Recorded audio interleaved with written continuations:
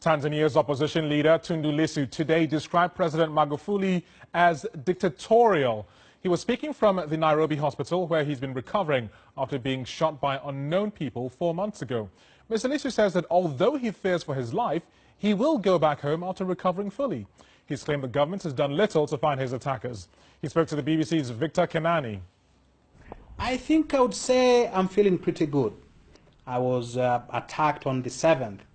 I woke up on the 14th, 7 days later. And when I woke up, I had broken legs, broken arms. I was full of bullet holes. I was full of wounds. I was in pain that is indescribable. How has this attack changed your perspective about life and politics? I actually call it an assassination attempt. And when something like that happens, it changes your perspective on life. Politics, particularly our kind of politics, is dangerous. For 25 years of multi-party system in Tanzania, we were used to peaceful politics. We were used to politics where your argument was answered by counter-argument. Now, our arguments are answered not by counter-arguments, but now they are answered by a hail of gunfire. Do you feel safe going back there? I don't think I feel safe. If I said I feel safe going back home, I'll be lying.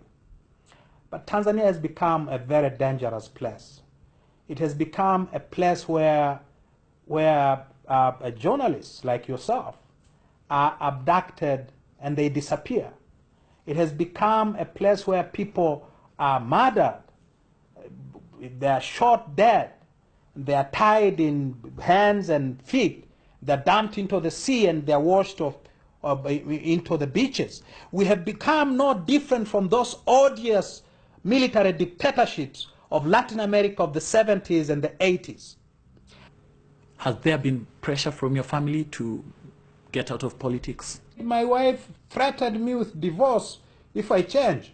So, so there is no pressure absolutely from her side.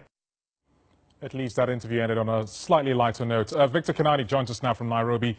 Victor, what's been the reaction in Tanzania today to those very strong words?